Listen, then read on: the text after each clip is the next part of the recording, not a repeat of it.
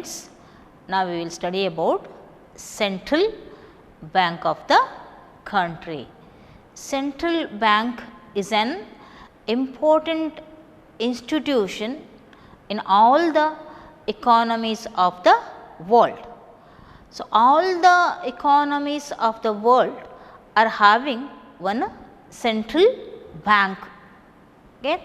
So, Reserve Bank of India is our central bank, Reserve Bank of India, we popularly call as RBI. Okay. So, RBI is the central bank of India, established in the year 1935, established in the year 1935 as a private bank. Okay.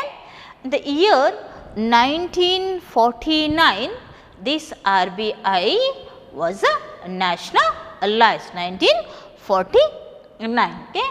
So, you know Sri Shaktikanta Das, Sri Shaktikanta Das is the governor of Reserve Bank of India, present governor of Reserve Bank of India.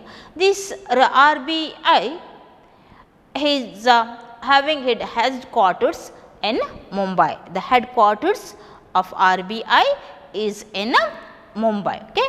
So, now we will study what are the functions of Reserve Bank of India. So, being the central bank of the country, it has several important functions. What are those functions? We will see. Okay.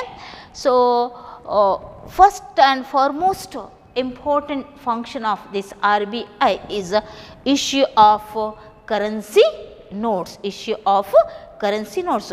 So, only the Reserve Bank has the authority to issue the notes. Okay.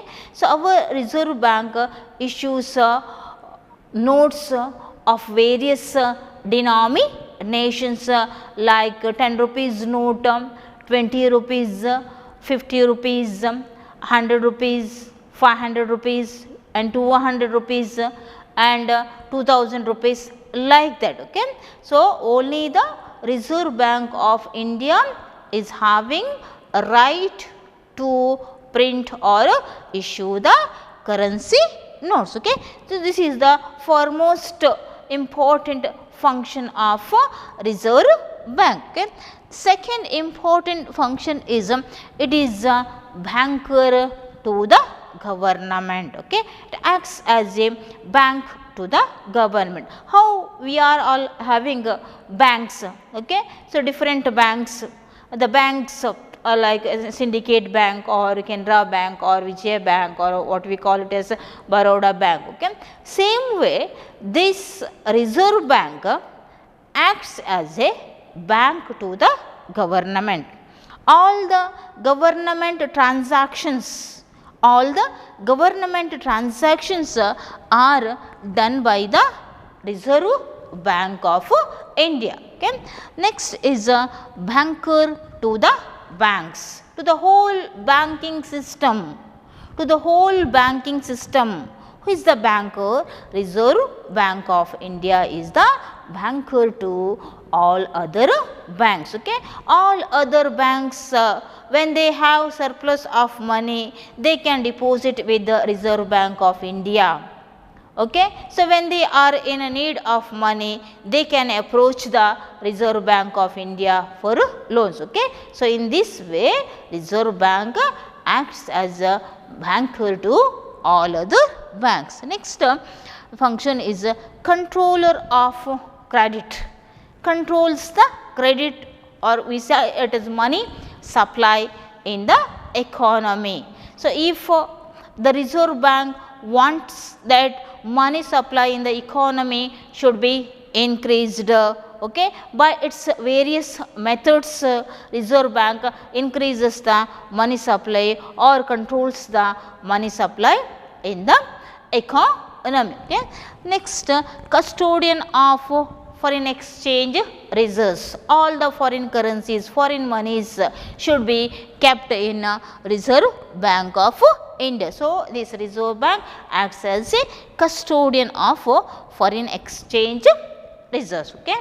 The last one is a lender of last resort. Okay. So, if anybody is not there to the bank, commercial banks, it has to approach the Reserve Bank of India, that is a lender of last resort function of Reserve Bank of India. So, what is this lender of? Only the Reserve Bank, only the Reserve Bank is having the right to issue the currency notes. When the commercial banks are in need of funds, they approach the market. When they are not getting the funds from the markets, they approach the central bank for funds. So, central bank provides funds to the commercial banks at any time. Okay. So, because of this function of Reserve Bank, so Reserve Bank is called as lender of last resort. Okay. If anybody is not there to the commercial banks to provide money when they are in need, this commercial bank approaches the Reserve Bank for funds. So, this Reserve Bank provides funds to the commercial banks by using various instruments. Okay. So, this is a lender of last resort we call. So, next policy tools to control money supply in the economy. Policy tools to control money supply in the economy. So, in the sense, as I said, the economy's conditions will be like that. Sometimes the Reserve Bank feels that money supply in the economy should be increased, or sometimes the Reserve Bank feels that money supply should be controlled in the economy. So, in this situation, the tools, the methods, the instruments used by the central bank is called as credit control methods of central bank or Reserve Bank, or policy tools to control money supply in the economy. So, there are two tools used by the Reserve Bank of India in order to control the credit. The first method is quantitative method or quantitative tools. We call it as quantitative credit control methods. Other one is qualitative tools. We call it as qualitative credit control methods. Okay. So, what is this quantitative credit control methods? So, in this quantitative credit control methods, the instruments are CRR, cash reserve ratio, bank rate policy, open market operations. Okay. So, what is this CRR? Cash reserve ratio. Cash reserve ratio is that portion of the total deposits of the commercial banks which has to be kept with the central bank. CRR is the portion of the total deposits of the commercial banks which has to be kept with the Reserve Bank of India. This CRR is fixed by RBI. For example, if the Reserve Bank fixes the CRR as 10%, CRR as 10%. So, in the sense, the commercial bank has to keep 10% of its deposits with the Reserve Bank and 90% of the total deposits will be available to the commercial banks for their works, maybe for lending loans or maybe purchasing securities. Okay? So, 90% of the deposit will be available to the commercial banks. Suppose, dear students, if the Reserve Bank increases the CRR, increases the cash reserve ratio for 20%, okay? Cash reserve ratio is increased to 20%. Now, the commercial banks has to keep 20% of their deposits with the central bank or the Reserve Bank, and these commercial banks will get only 80%, only 80% of their total deposits for their transactions, maybe for lending loans or maybe buying securities. Okay? So, in this way, by increasing the CRR, Reserve Banks controls the money supply in the economy, or by reducing the CRR, Reserve Bank liberalizes the money supply in the economy, that is CRR. One more is that SLR, Statutory Liquidity Ratio. Statutory Liquidity Ratio. So, it means that portion of the total deposits of the commercial banks which has to be kept with the banks itself. SLR means that portion of the total deposits of the commercial banks which has to be kept with the itself without spending, without using it for any purposes. Even that SLR is fixed by the RBI. For example, if the Reserve Bank fixes the SLR as 5%,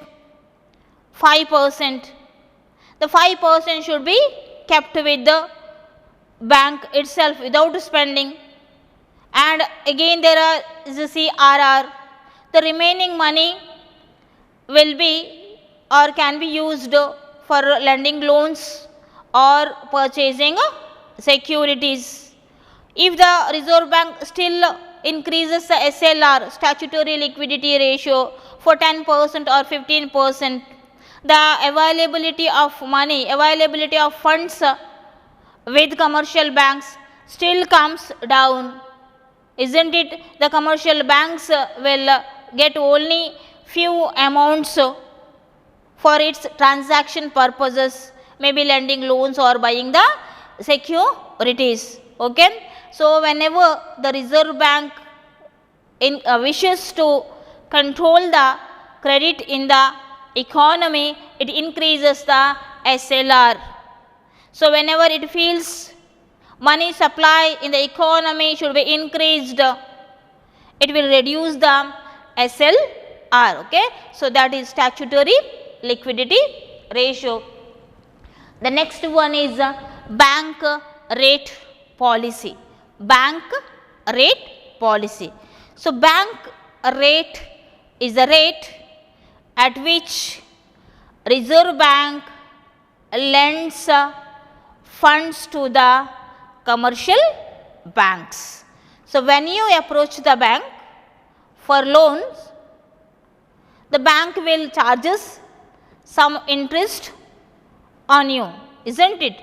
Same way, when the commercial banks approaches the Reserve Bank for money or for funds, the Reserve Bank also charges some rate of interest, that is called as bank rate. Okay?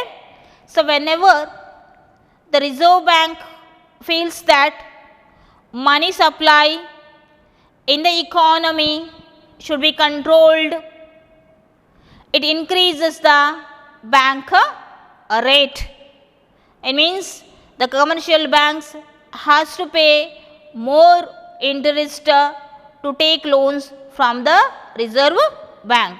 So, whenever the Reserve Bank feel that so money supply should be liberalized in the economy, the Reserve Bank reduces the bank rates. In the sense, these commercial banks will easily get the loan from Reserve Bank of India. So, this is how through its bank rate policy, Reserve Bank controls the credit in the economy. Third one is open market operation. Open market operation, that is also one of the tools used by Reserve Bank to control credit in the economy or control money supply in the economy. So, open market operation in the sense buying and selling of government securities, buying and selling of government bonds and securities. Okay? About this, I think you have to study in the next session elaborately. Okay? So, this is about the quantitative tools, quantitative credit control methods of Reserve Bank of India. Next comes qualitative tools, qualitative tools, qualitative credit control methods of Reserve Bank. Okay? So, in that first one is discouraging or encouraging. Discouraging the commercial banks or encouraging the commercial banks to advance loans to the people. Okay? So, that means discouraging. So, central bank is discouraging the commercial banks by saying that do not give loan as much as the people want. Okay? So, or encouraging in the sense encouraging the commercial banks to give more and more loans to the people for business or any other purposes, for agriculture or industry or anything. Okay? So, this is discouraging and encouraging by the central bank to the commercial banks. Next, margin requirements. Margin requirements, increasing or decreasing the margin requirements. So, that is also fixed by the Reserve Bank. Suppose if you go to a bank by taking the gold rupees 1 lakh, the gold rupees 1 lakh, you are going to the bank by taking the gold 1 lakh rupees. Why? For borrowing the loan. Okay? But the bank will not give the loan equal to that of gold amount, the bank may give loan to the amount of 90,000 only, 90,000 only. That remaining 10% is a margin. Okay, remaining 10% is margin. In the sense, difference between the loan amount and the real value of your security. Okay, difference between the loan amount and the real value of your security, that is 10% or 10,000 in our example. Okay, so that is called margin. Suppose the margin is increased to 25%. Suppose the margin is increased to 25%, you will get the loan amount up to only 75,000, isn't it? So, what is the margin?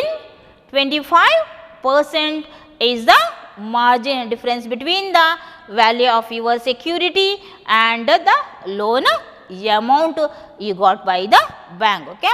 So, by increasing the margin, Reserve Bank controls the money supply in the economy, and by reducing margins, Reserve Bank liberalizes the money supply in the economy, that is margin requirement. So, thing is next credit rationing. Credit ration, in the sense fixing the ceiling on loan amount for specific categories, whatever may be the specific categories, agriculture or industry or education purpose or anything. Okay. So, credit rationing, fixing the ceiling, top limit, fixing the top limit on loan amount for specific category, in the sense only this much amount should be given for agriculturist as a loan, only this much amount of loan should be given to the students as a what is that educational loan, isn't it? So, that is fixing the limit, fixing the ceiling. So, that limit or that ceiling will be fixed by the Reserve Bank. Okay. So, that is what credit rationing. Once again I will tell, fixing the ceiling on loan amount for specific categories. Okay. So, next publicity, publicity by the banks, advertisement for encouraging money supply or advertisement for discouraging the money supply in the economy. Okay. So, next this is about the quantitative and qualitative credit control methods of RBI. Okay. So, next we will one more is there, students, direct action and issue directions. Direct action, when the Reserve Bank are not satisfied by the actions of the commercial banks or by the functions of the commercial banks, Reserve Banks by its direction, it takes direct action. Okay, it takes direct action by bringing rules and regulations. This is called as direct action and issue direct. This much, this one he has to do this. Okay, this much you have loan you have to advance. You should not cross this limit. So, such are the rules and regulations by the Reserve Bank. So, next this is about the credit control method, students. Next how the modern banks creates credit in the banking system. Okay. So, by giving the example of a goldsmith, we will say how the modern banks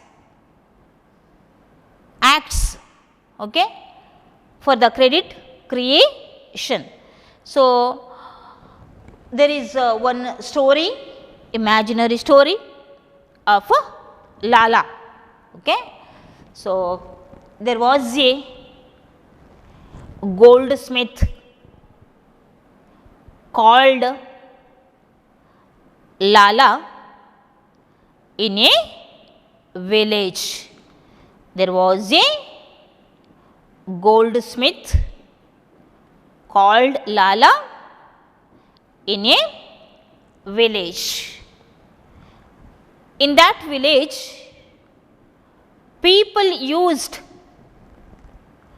gold or other precious metals, gold or other precious metals to buy goods and services.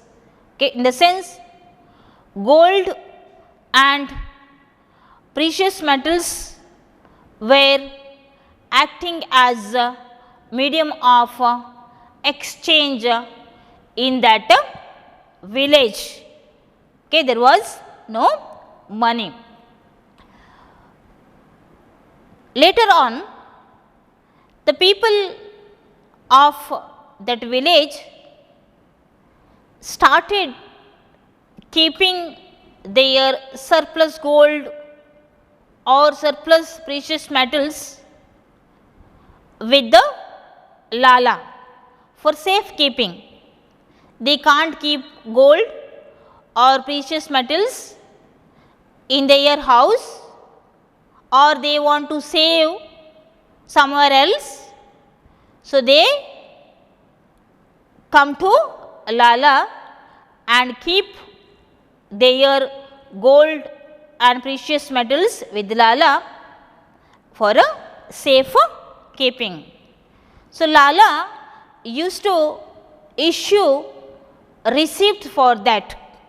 Lala used to issue receipt for that after taking small amount of fees, Okay. So, after a long time, what happens? The paper receipts issued by Lala started circulating as money, as a medium of exchange. It started circulating in that village or in that economy as money. People used to buy their goods by giving the paper receipts given by Lala. The paper receipts given by Lala. Understand? So, instead of gold or precious metals, they used to give these paper receipts given by Lala to buy the goods. So, in the sense, the paper receipts of Lala started acting as money in the economy. So, now students, imagine that, okay, Lala is having 100 kgs of gold. Lala is having 100 kgs of gold deposited by the people of that village. That village people deposited the gold with the Lala, isn't it? And corresponding to their gold, Lala issued the paper receipts, isn't it? So, now what I said, Lala is having 100 kgs of gold with him, isn't it? And Ramu comes to Lala. Ramu comes to Lala and asks for 25 kgs of gold as a loan. Ramu comes to Lala and asks for 25 kgs of gold as a loan. Lala was ready to give 25 kgs of gold to Ramu by charging some amount, what we call now as a interest. Okay? And Ramu gives this 25 kgs of gold to Ali. Ramu gives this 25 kgs of gold to Ali. So, what Ali will do with this 25 kgs of gold? Ali comes to Lala. Ali comes to Lala and deposits 25 kgs of gold. Okay, he keeps it for safekeeping with Lala, and Lala issues paper receipts for that. Now, actually with Lala there is only 100 kgs of gold, isn't it? 100 kgs of gold. Previously he had 100 kgs, 25 he gave back to Ramu, and again Ali brought 25 kgs, total 100 kgs. But what about the paper receipts issued by Lala? It is of 125 kgs of gold, isn't it? 125 kgs of gold amount, that amount of paper receipts, isn't it? So, how in the sense the paper receipts acting as money increased to 125 kgs. Actually there is only 100 kgs of gold with Lala, but because of circulation of this gold from Lala to Ramu and from Ramu to Ali and again from Ali to Lala. Okay? So, these paper receipts acting as the money increased to 125 kgs. In the sense Lala created money, Lala created money out of air, without spending. Okay? Out of air he created the gold. Okay? So, this is the way how the modern banking system works to create credit in the economy. So, money circulation in the economy. So, we understood better by giving the example of Lala. The modern banking system nowadays works as how Lala created money. Okay, Lala created extra money because of circulation. Okay. So, here I will end this session. We will continue in the next session, students. Okay.